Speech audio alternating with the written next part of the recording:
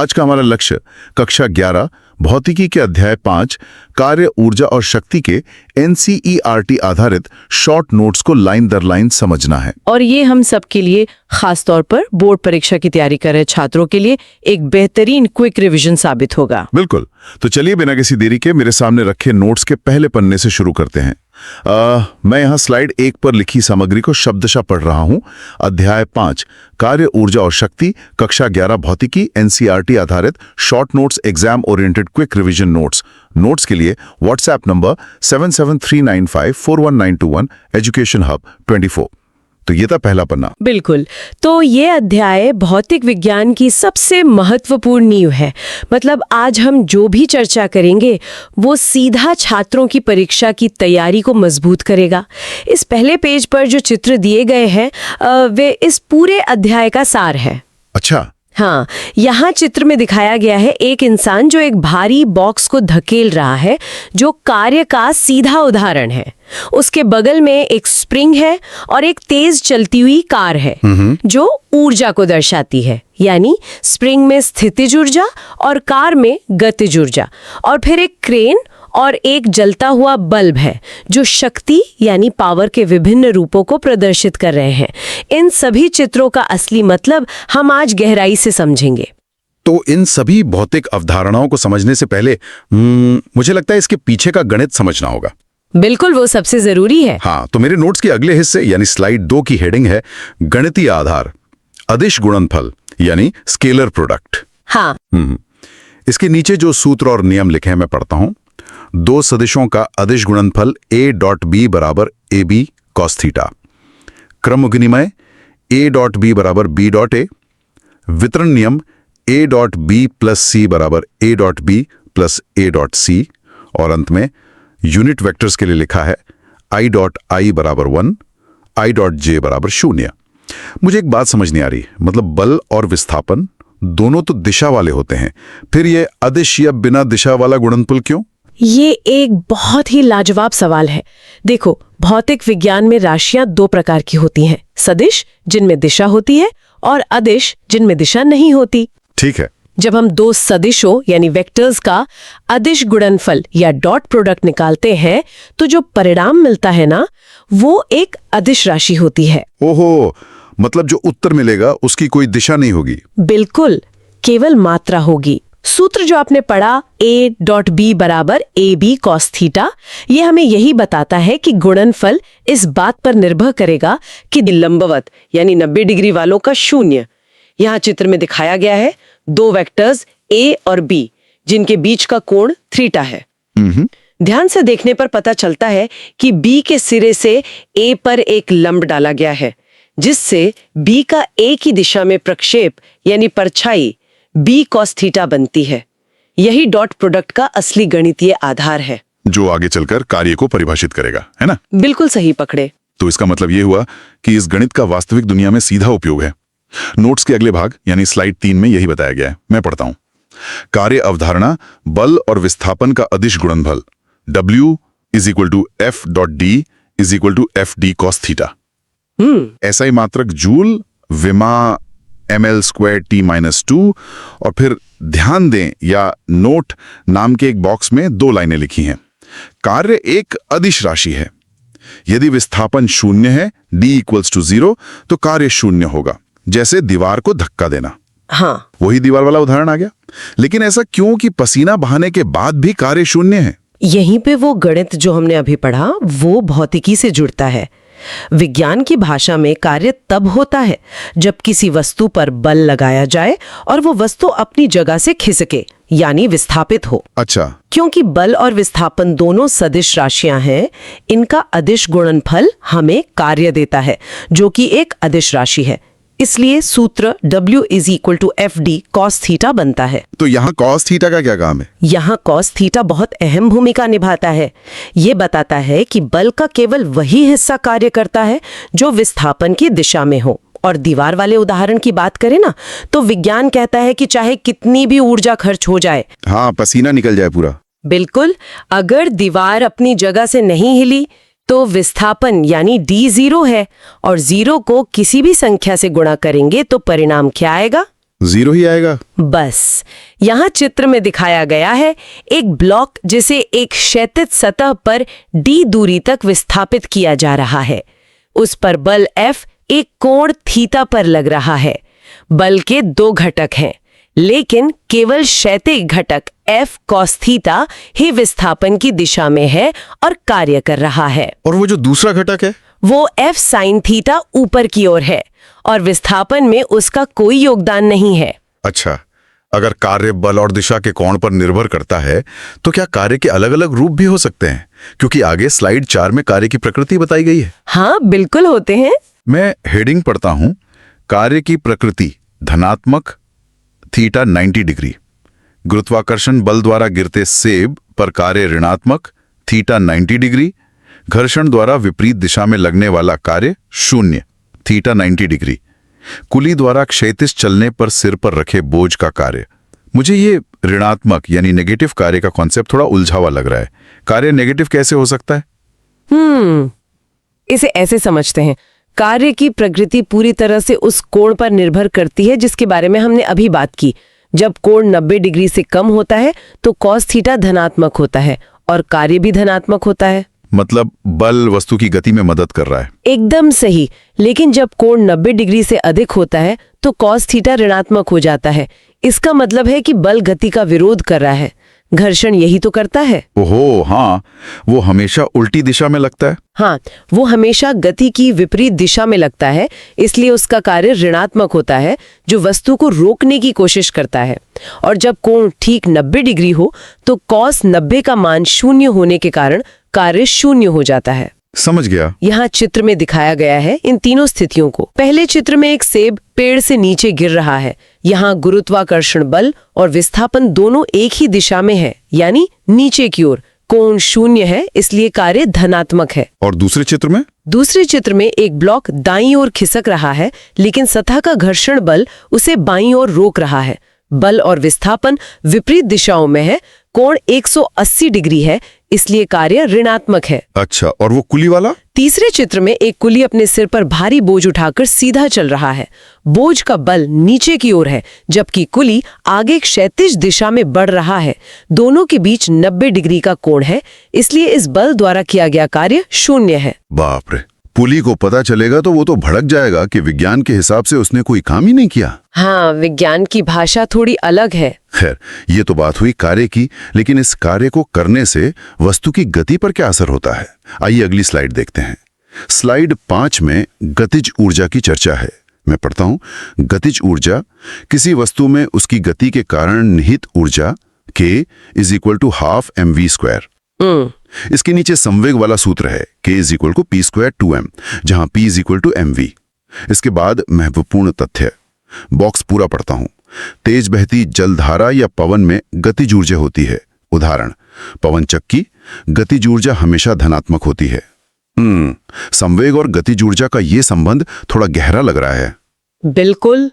आसान शब्दों में कहें तो जो भी चीज चल रही है ना, उसमें गतिज ऊर्जा है। सूत्र K = ½ mv² बताता है कि ये ऊर्जा वस्तु के द्रव्यमान यानी m और उसके वेग यानी v के वर्ग पर निर्भर करती है। वर्ग पर मतलब स्क्वायर? हाँ, स्क्वायर। ध्यान देने वाली बात यह है कि अगर आप वेग दुगना कर दें तो ऊर्जा सीधे 4 गुना हो जाती है। ओहो। और वो जो संवेग यानी P वाला सूत्र है, उससे हमें पता चलता है कि गतिज ऊर्जा और संवेग आपस में एक दूसरे से बंधे हुए हैं। संवेग वस्तु की गति की मात्रा है और ऊर्जा उस गति के कारण कार्य करने की क्षमता। तो पवन चक्की वाले उदाहरण का क्या मतलब हुआ यहाँ? पवन चक्की का उदाहरण बहुत ही सटीक है। हवा के बहने से जो गतिज ऊर्जा पैदा होती है, वही चक्की के पंखों को घुमाती है। और सबसे बड़ी बात, गतिज ऊर्जा कभी ऋणात्मक नहीं हो सकती, क्योंकि द्रव्यमान कभी नेगेटिव नहीं होता और वेग का वर्ग हमेशा धनात्मक ही परिणाम देता है। हाँ, ये तो गणित का बेसिक नियम है। बिल्कुल। यहाँ चित्र में दिखाया गया है एक चलती हुई कार जिसका द्रव्यमान m और वेग v है। ये कार दाईं ओर जा रही है, जो इस बात का स्पष्ट उदाहरण है कि चलते हुए द्रव्यमान में गतिज ऊर्जा समाहित होती है। अगर गतिज ऊर्जा समझ आ गई तो इसका कार्य के साथ सीधा रिश्ता क्या है? अगले पन्ने स्लाइड 6 पर भौतिकी का एक बहुत महत्वपूर्ण सिद्धांत आता है, कार्य ऊर्जा प्रमेय। मैं से पढ़ता हूं। कार्य ऊर्जा प्रमेय W net is equal to delta K is equal to KF KI। नीचे सूत्र का विस्तार है W is equal to half MVF square half MVI square, और एक पीले बॉक्स की लाइन है, यह प्रमेय अचर बल और परिवर्त्य बल दोनों के लिए मान्य है। क्या इसका मतलब यह है कि हम जो भी कार्य करते हैं वो बस गतिज ऊर्जा में बदल जाता है? हाँ, इसका मूल अर्थ यही है। यह प्रमेय कार्य और ऊर्जा के बीच एक बहुत ही मजबूत पुल बनाता है। इसका सीधा सा मतलब यह है कि अगर किसी वस्तु पर कोई नेट कार्य किया जाता है तो वह कार्य कहीं हवा में गायब नहीं होता। तो कहाँ जाता है? वह उस वस्तु की गतिज ऊर्जा में परिवर्तन के रूप में दिखने लगता है। KF अंतिम ऊर्जा है और KI प्रारंभिक ऊर्जा। अगर किया गया कार्य धनात्मक है तो वस्तु की गति और फलस्वरूप उसकी ऊर्जा बढ़ जाएगी, और अगर ऋणात्मक है तो हो जाएगी। पीले बॉक्स में जो बात लिखी है वो इसलिए खास है क्योंकि यह नियम हर स्थिति में लागू होता है, चाहे बल एक समान लग रहा हो या लगातार बदल रहा हो। अच्छा, यहाँ चित्र में दिखाया गया है एक ब्लॉक जो स्थिति A से स्थिति B तक बल F के प्रभाव में जा रहा है और उसका वेग V बदल रहा है।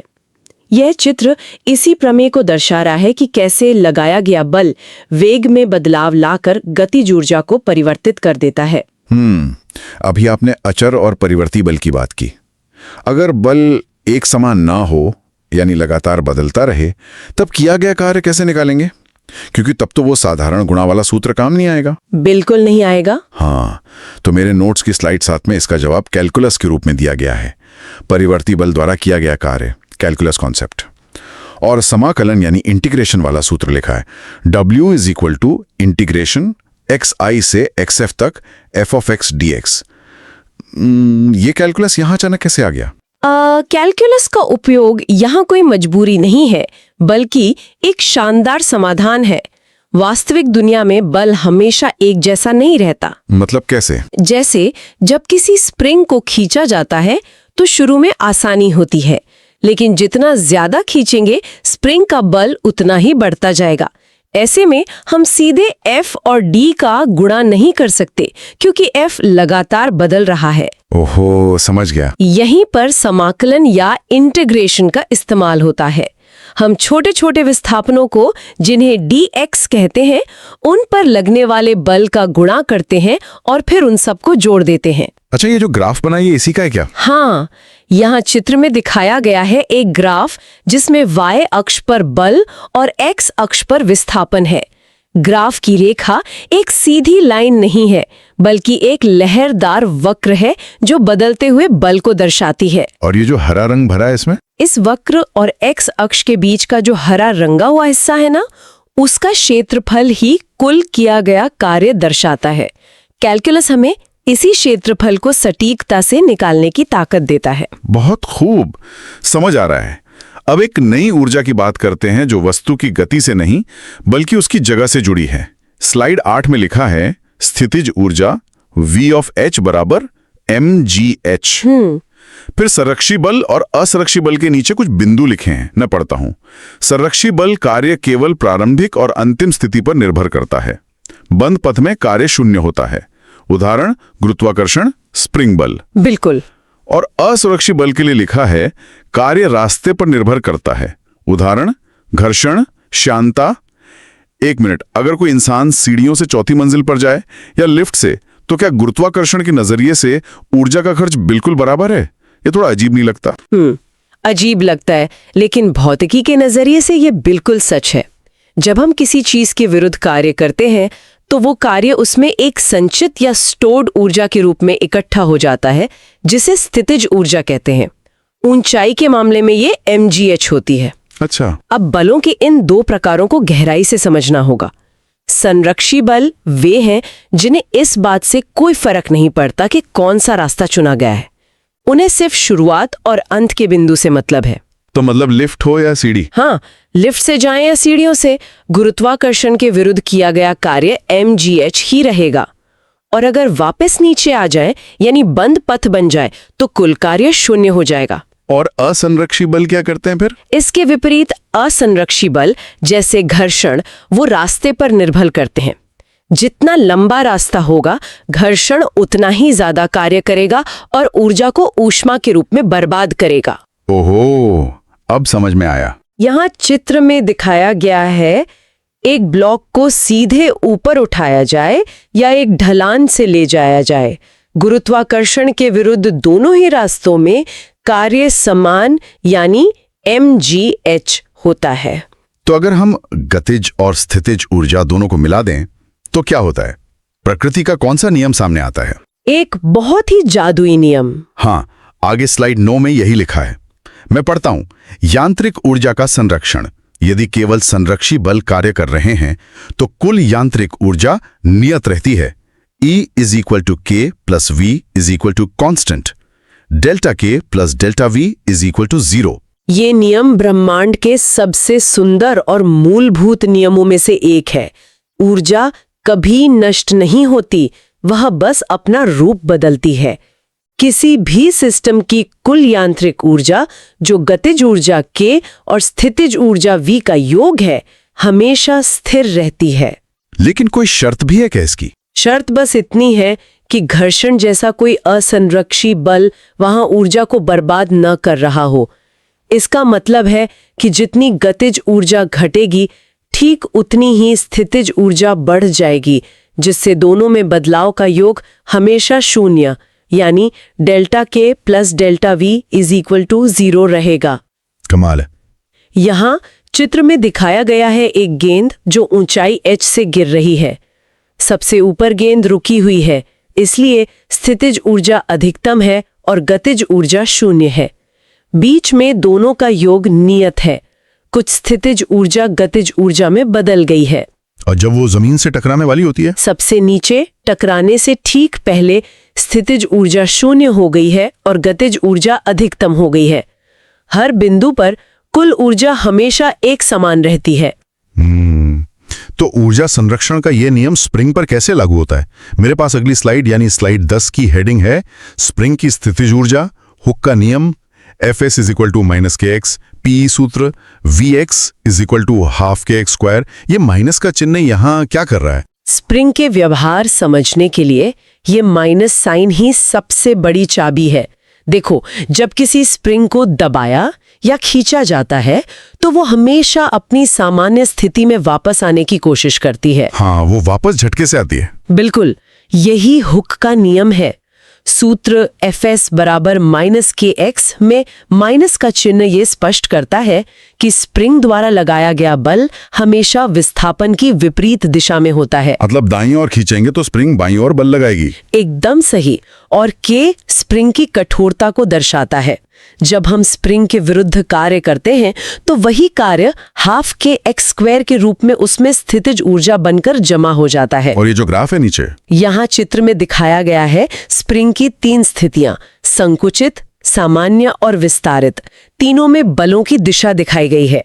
इसी के नीचे एक परवलयाकार ग्राफ है, पैराबोला जिसे कहते हैं। हाँ, पैराबोला, जो दर्शाता है कि स्प्रिंग को दबाने या खींचने दोनों ही स्थितियों में ऊर्जा ½ kx² बढ़ती ही है, क्योंकि x का वर्ग हमेशा धनात्मक होता है। चलिए, कार्य और ऊर्जा की बात तो पूरी हो गई, लेकिन कार्य कितनी तेजी से हो रहा है ये कैसे नापेंगे? स्लाइड 11 इसी के बारे में है। मैं पढ़ता हूं। शक्ति, कार्य करने की दर, औसत शक्ति और तात्क्षणिक शक्ति के सूत्र। SI मात्रक, वॉट, 1 HP = 746 वॉट। 1 यूनिट बिजली बराबर 1 किलोवाट आवर बराबर 3.6 × 10⁻⁶ जूल्स। Horse power. और हमारे घरों के बिजली बिल वाली यूनिट का ये वास्तविक अर्थ क्या है? देखो, केवल कार्य करना ही महत्वपूर्ण नहीं है, समय का फैक्टर भी उतना ही जरूरी है। मान लीजिए 2 लोग समान भारी सामान को समान दूरी तक ले जाते हैं। कार्य दोनों ने बराबर किया, लेकिन जिसने कम समय लिया उसकी शक्ति या पावर ज्यादा है। अच्छा, तो शक्ति का मतलब ही है कार्य करने की दर? आता है ना, उसमें 1 यूनिट का मतलब है 1 किलोवाट आवर। ये कितनी ऊर्जा होती है असल में? ये ऊर्जा की एक बहुत बड़ी मात्रा है जो 36 लाख जूल यानी 3.6 इंटू 10⁶ J के बराबर होती है। यहाँ चित्र में दिखाया गया है एक मोटर या क्रेन जो एक भारी बॉक्स को उठा रही है और साथ में एक घड़ी समय दर्शा रही है जो कार्य की दर को दिखाती है। अब इस अध्याय के सबसे दिलचस्प हिस्से पर आते हैं, चीजों का टकराना। हाँ, ये टॉपिक बच्चों को बहुत पसंद आता है। स्लाइड 12 में लिखा है संघट। परिचय: सभी संघटों में रेखीय संवेग संरक्षित रहता है। 1 प्रत्यास्थ, 2 अप्रत्यास्थ, 3 पूर्णतः अप्रत्यास्थ। और सभी के सामने लिखी लाइनें हैं कि ऊर्जा का संरक्षण या हानि, वस्तुओं का चिपकना। टकराना भौतिकी में बहुत ही महत्वपूर्ण घटना है। सबसे बड़ा नियम यह है कि चाहे जो भी टकराए, कुल संवेग यानी मोमेंटम हमेशा सुरक्षित रहता है। लेकिन ऊर्जा का क्या होता है? वो संघट के प्रकार पर निर्भर है। प्रत्यास्थ संघट में ऊर्जा का कोई नुकसान नहीं होता। अप्रत्यास्थ में ऊर्जा का कुछ हिस्सा ऊष्मा या ध्वनि के रूप में बर्बाद हो जाता है, जैसे कारों की टक्कर में आवाज आती है। और वो तीसरा वाला पूर्णतः अप्रत्यास्थ संघट वो है जिसमें टकराने के बाद दोनों वस्तुएं आपस में जुड़ जाती हैं और एक साथ चलती हैं। यहाँ चित्र में दिखाया गया है अलग अलग गेंदों का टकराना और पूर्णतः अप्रत्यास्थ संघट में उनका आपस में जुड़कर एक साथ चलना। इसी संघट का गणित अगली स्लाइड यानी स्लाइड 13 में विस्तार से दिया गया है। मैं पढ़ता हूं। एक विमीय प्रत्यास्थ संघट, संवेग और गतिज ऊर्जा दोनों संरक्षित, वेग आपस में बदल जाते हैं। भारी वस्तु और हल्की वस्तु के वेग के बिंदु और अंत में एक बहुत ही लंबा चौड़ा अंतिम बड़ा सूत्र है। सच कहूं तो ये बड़ा सूत्र देखकर थोड़ा डर लग रहा है। डरने की जरूरत नहीं है। मतलब वेग आपस में कैसे बदल सकते हैं और भारी और हल्की वस्तु के टकराने पर क्या होता है? गेंदें टकराती हैं तो ऊर्जा और संवेग के संरक्षण के कारण वे अपने वेग एक दूसरे को दे देती हैं। इसे वेलोसिटी एक्सचेंज का मजेदार कॉन्सेप्ट कहते हैं। अच्छा, और अगर वजन अलग अलग हो तो? जब एक बहुत भारी वस्तु जैसे कोई ट्रक रुकी हुई हल्की वस्तु जैसे साइकिल से टकराती है तो भारी वस्तु के पास इतना ज्यादा संवेग होता है कि हल्की वस्तु उसके रास्ते में कंकड़ जैसी लगती है। ओहो। ऊर्जा का संतुलन बनाए रखने के लिए हल्की वस्तु को उस अतिरिक्त ऊर्जा को खपाने के लिए 2 गुनी गति से यानी 2v से आगे भागना ही पड़ता है, जबकि भारी वस्तु लगभग उसी वेग से चलती रहती है। यहाँ चित्र में दिखाया गया है, पहले चित्र में समान द्रव्यमान की गेंदें टकराकर अपना वेग बदल लेती हैं और दूसरे चित्र में एक बहुत भारी वस्तु रुकी हुई हल्की वस्तु से टकराती है तो भारी वस्तु उसी वेग से चलती रहती है पर हल्की वस्तु 2 गुने वेग से भागती है। कमाल का गणित है। अब इस अध्याय के कुछ अंतिम महत्वपूर्ण तथ्यों पर नजर डालते हैं जो स्लाइड 14 में है। लिखा है महत्वपूर्ण तथ्य, निर्देश तंत्र, न्यूटन का तीसरा नियम, ऊर्जा के अन्य मात्रक, टेबल 5.1। यह निर्देश तंत्र या फ्रेम ऑफ रेफरेंस बदलने से कार्य कैसे बदलता है? निर्देश तंत्र का सीधा मतलब है कि देखने वाला कहाँ मौजूद है। मतलब अगर एक व्यक्ति चलती ट्रेन के अंदर दीवार को धक्का दे रहा है तो उसके लिए दीवार नहीं खिसक रही, कार्य शून्य है। लेकिन प्लेटफॉर्म पर खड़े व्यक्ति के लिए वो दीवार ट्रेन के साथ आगे बढ़ रही है तो उसके लिए कार्य हो रहा है। अरे हाँ, नजरिए का फर्क है पूरा। और न्यूटन का तीसरा नियम, क्रिया प्रतिक्रिया बल हमेशा बराबर होते हैं लेकिन उनका कार्य बराबर हो ये जरूरी नहीं, क्योंकि दोनों वस्तुओं का विस्थापन अलग अलग हो सकता है। यहाँ चित्र में दिखाया गया है 2D संघट्ट में गेंदों का अलग अलग कोणों पर जाना, जो यह दर्शाता है कि संवेग का संरक्षण दिशाओं के आधार पर भी कैसे काम करता है। अब हमने पूरा अध्याय खंगाल लिया है, अब इसे समेटने का समय है। आखिरी स्लाइड 15 पर एक सार है। मैं सब कुछ टेबल से पढ़कर सुनाता हूं। सारांश और मुख्य सूत्र: कार्य, गतिज ऊर्जा, स्थितिज ऊर्जा, शक्ति और संवेग के सूत्र, विमाओं वाला बॉक्स और नीचे की चेतावनी। प्रश्नों को हल करते समय मात्रकों का विशेष ध्यान रखें। तो ये चेतावनी इतनी बड़ी क्यों लिखी है? एक शिक्षक होने के नाते मैं छात्रों को यही अंतिम सलाह दूंगी।